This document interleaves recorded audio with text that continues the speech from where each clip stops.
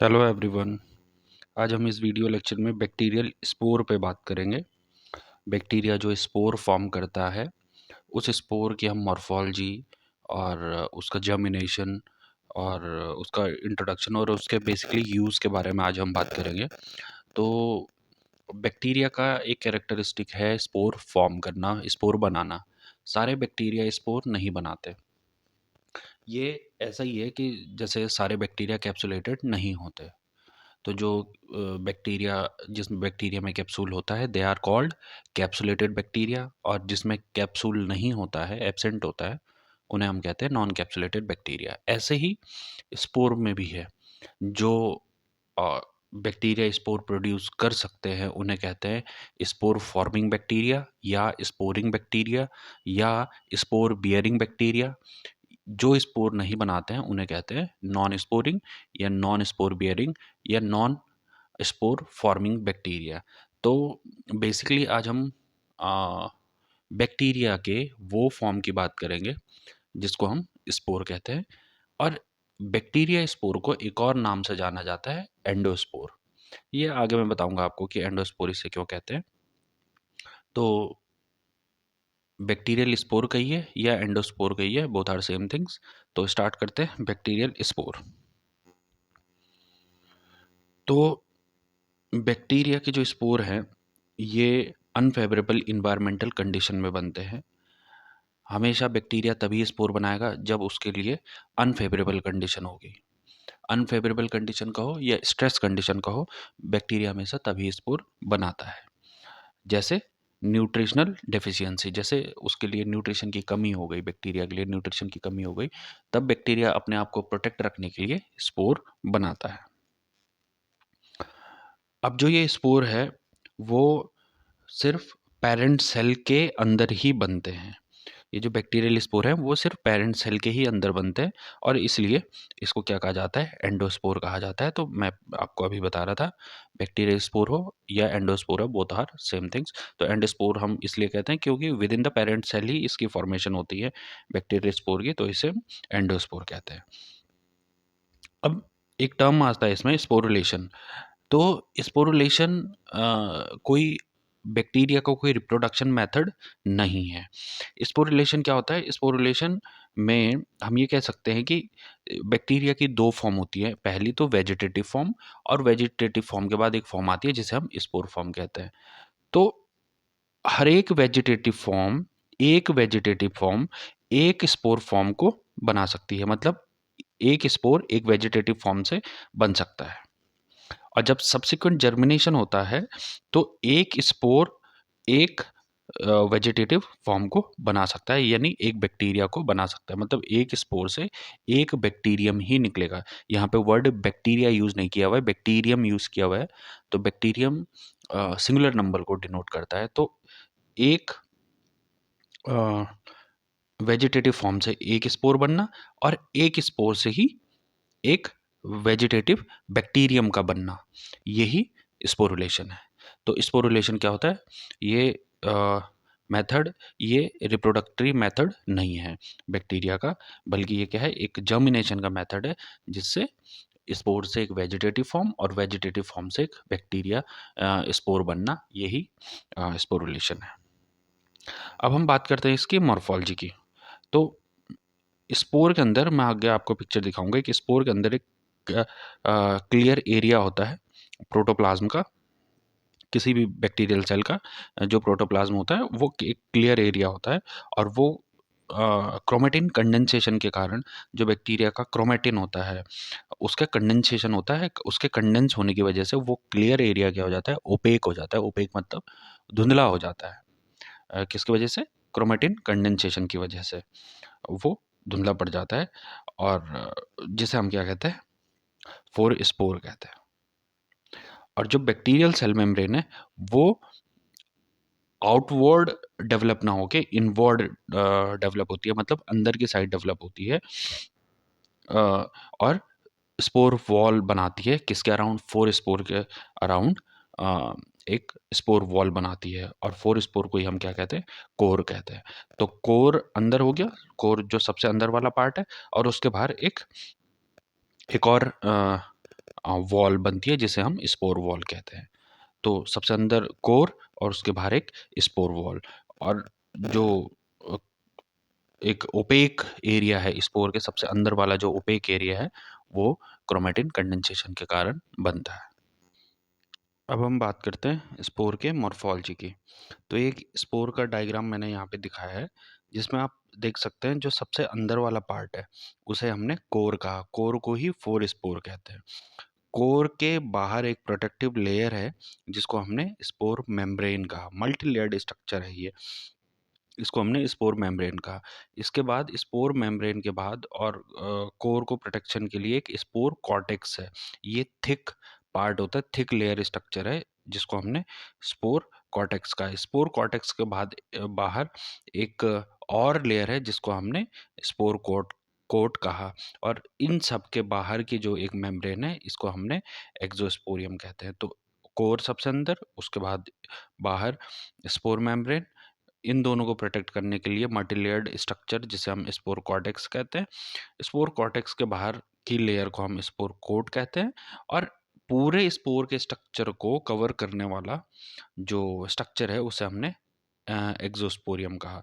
और इसका जो कोर वाला पार्ट है ये बेसिकली प्रोटोप्लाज्म, जो बैक्टीरिया का प्रोटोप्लाज्म होता है वो क्लियर होता है एक्चुअली। तो ये बैक्टीरिया का प्रोटोप्लाज्म ये ओपेक होता जाता है। जब स्पोर की फॉर्मेशन करता है बैक्टीरिया तो ये क्लियर से ओपेक होता जाता है।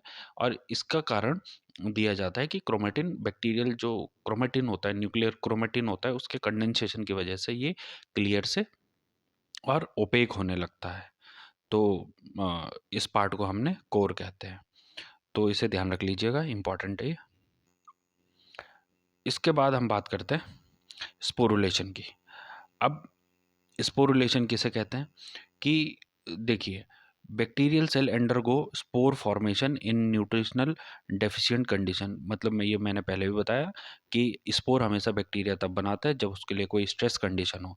तो स्ट्रेस कंडीशन बैक्टीरिया के लिए न्यूट्रिशन की डेफिशिएंसी, अनफेवरेबल कंडीशन है ये, न्यूट्रिशन की डेफिशिएंसी, और इसकी वजह से वो बैक्टीरिया स्पोर बनाता है और स्पोर बनाने की प्रोसेस को कहते हैं स्पोरुलेशन।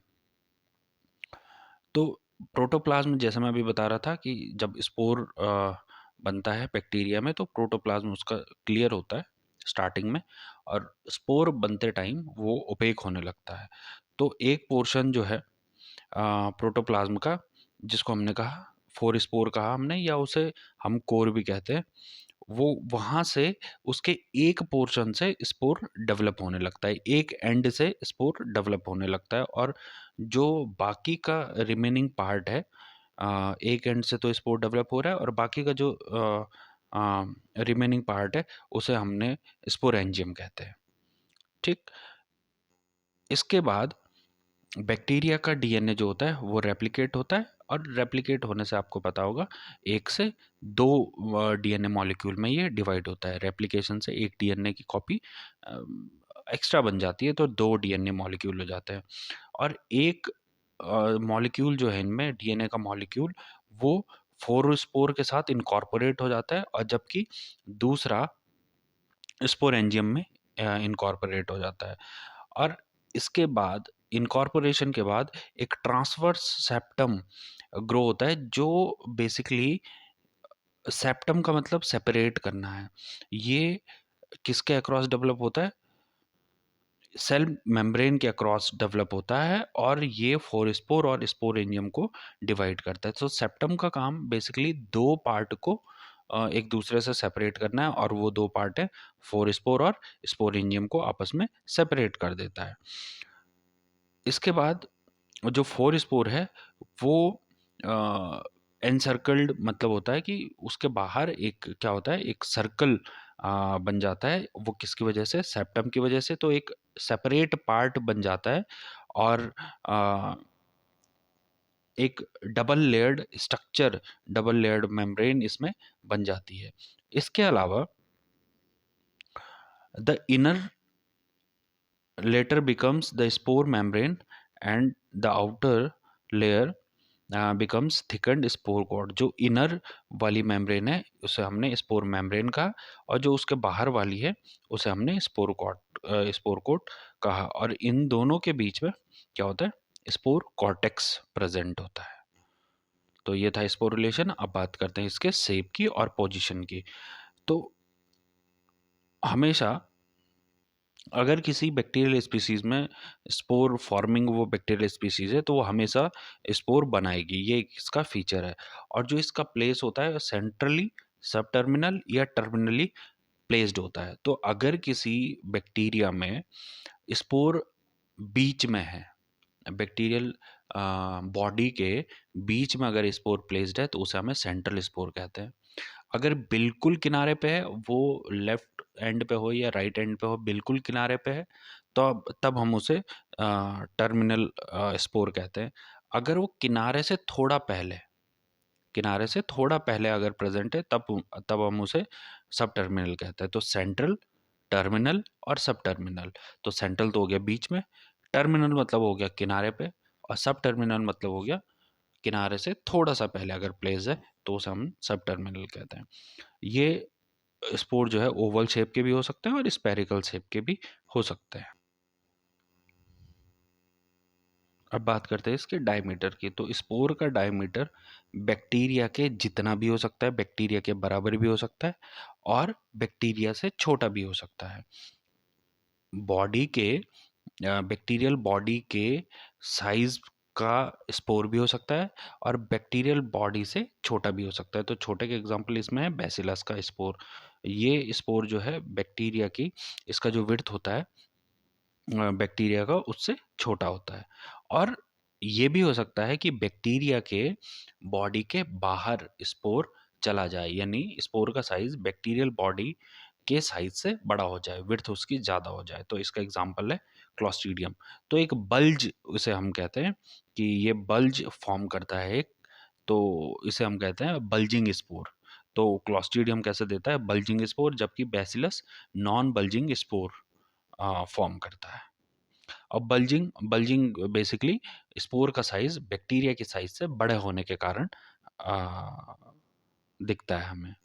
अब बात करते हैं हम स्पोर का एक कैरेक्टर है, they are resistant to ordinary boiling, disinfectant और हीटिंग। देखो, ऑर्डिनरी बॉइलिंग का डिसइंफेक्टेंट जैसे हम फिनॉल यूज़ करते हैं, या हीटिंग का स्पोर पे कोई भी असर, कोई भी प्रभाव नहीं पड़ता है। यानी स्पोर डिसइंफेक्टेंट की प्रेजेंस में या बॉइलिंग के, नॉर्मल बॉइलिंग अगर हम करें या हीट करें, तो उसमें डिस्ट्रॉय नहीं होता है। अब ये क्यों होता है? क्योंकि स्पोर में कैल्शियम का कंटेंट बहुत हाई होता है। इसके अलावा डाइपिकोलिनिक एसिड इसमें बहुत हाई होता है, और वाटर कंटेंट बहुत कम होता है। इसकी वजह से क्या होता है, स्पोर रेजिस्टेंट होता है। इसके अलावा इसकी जो कॉर्टेक्स की लेयर होती है, और इसमें मैंने आपको स्ट्रक्चर में भी बताया था, मल्टी लेयर्ड स्ट्रक्चर है। तो इसमें कॉर्टेक्स प्रेजेंट होता है, स्पोर कोट प्रेजेंट होता है, और इसकी जो है लो मेटाबॉलिक और एंजाइमेटिक एक्टिविटी होती है। तो जिस वजह से, इन सारे कैरेक्टर की वजह से स्पोर नॉर्मल हीटिंग में, बॉइलिंग में और डिसइंफेक्टेंट की प्रेजेंस में ये इसे कोई भी फ़र्क नहीं पड़ता, ये डिस्ट्रॉयड नहीं होता है। कुछ स्पोर के हमारे लिए यूज़ भी हैं। अब हमें एक कैरेक्टरिस्टिक इसका पता है कि ये क्या होता है, हीट से, जनरल हीट से इस पे कोई फ़र्क नहीं पड़ता है। तो ये हमारे लिए एज अ इंडिकेटर यूज़ करता है प्रॉपर स्टरलाइजेशन के लिए। बहुत इंपॉर्टेंट पॉइंट है ये, हमारे लिए एज अ इंडिकेटर यूज़ हम इसे कर सकते हैं फॉर प्रॉपर स्टरलाइजेशन। तो बैसिलस स्टीरियोथर्मोफिलस ये एक स्पोर फॉर्मिंग बैक्टीरिया है, जो जिसका स्पोर 121 डिग्री सेल्सियस टेम्परेचर पे और 10 से 15 मिनट में, अगर हम इसे रखें 10 से 20 मिनट कह लीजिए, अगर रखें और 121 डिग्री सेल्सियस टेम्परेचर रखें, तो ये इसका स्पोर डिस्ट्रॉय हो जाएगा। और ये वही सेम टेम्परेचर है जो हम ऑटोक्लेव में यूज़ करते हैं। तो मीन्स अगर हम कोई भी लेबोरेटरी का सामान हम स्टरलाइज कर रहे हैं बाय ऑटोक्लेविंग, अगर हमने उसमें स्पोर रख दिया, बैसिलस स्टीरियोथर्मोफिलस का स्पोर रख दिया, अगर वो ऑटोक्लेव का ड्यूरेशन कंप्लीट होने के बाद अगर वो डिस्ट्रॉय हो जाता है तो इट मीन्स कि हमारा स्टरलाइजेशन सही हुआ है। तो हम इसे ऑटोक्लेव में स्पोर को, बैसिलस के स्पोर को एज अ कंट्रोल हम यूज़ करते हैं। तो अगर हमने ये देखा, अगर स्पोर डिस्ट्रॉय नहीं हुआ तो हम ये मानते हैं कि 121 डिग्री सेल्सियस टेम्परेचर अचीव नहीं हुआ है, इसका मतलब स्टरलाइजेशन ठीक तरीके से नहीं हुआ है। तो हम एज अ इंडिकेटर और एज अ कंट्रोल हम इसे यूज़ कर सकते हैं। अब इसका डेमोन्स्ट्रेशन कैसे हो सकता है? तो डेमोन्स्ट्रेशन स्पोर को हम ग्राम स्टेनिंग में देख सकते हैं, और इसके लिए एक स्पोर स्टेनिंग भी होती है, मैलाकाइट ग्रीन से भी हम वो करते हैं, तो उससे हम स्पोर देख सकते हैं किसी भी बैक्टीरिया का। तो ग्राम स्टेनिंग में ये अनस्टेन्ड रहते हैं, refractive body within the cell, एक सेल के अंदर ये अनस्टेन्ड रहते हैं, तो ग्राम स्टेनिंग में ये कोई ऐसा स्पेसिफिक स्टेन नहीं लेते हैं। मॉडिफाइड जेडेन स्टेन में, यानी झील नीलसन स्टेन में कैसे दिखते हैं? एसिड फास्ट दिखते हैं, और एसिड फास्ट जो होते हैं, या बैक्टीरिया ले लो, अगर बैक्टीरिया में एसिड फास्ट देखें तो वो भी रेड कलर के होते हैं, तो स्पोर भी इसमें रेड कलर के होते हैं। तो जेडेन स्टेन में 0.25 टू 0.5% सल्फ्यूरिक एसिड हम यूज़ करते हैं, और जबकि नॉर्मल जेडेन स्टेन में हम 20% सल्फ्यूरिक एसिड का यूज़ करते हैं। In case of mycobacterium tuberculosis as a decolourising agent हम इसमें सल्फ्यूरिक एसिड का यूज़ करते हैं। अगर हम उसी स्टेन में 0.25 टू 0.5% सल्फ्यूरिक एसिड का यूज़ करें तो वो हम स्पोर उसमें हमें दिख सकता है, वो भी रेड कलर का। तो ये लेक्चर था बैक्टीरियल स्पोर के रिगार्डिंग। अगर आपको कोई भी सजेशन इसमें देना हो तो आप प्लीज़ सजेशन कमेंट बॉक्स में दे दीजिएगा। Thank you.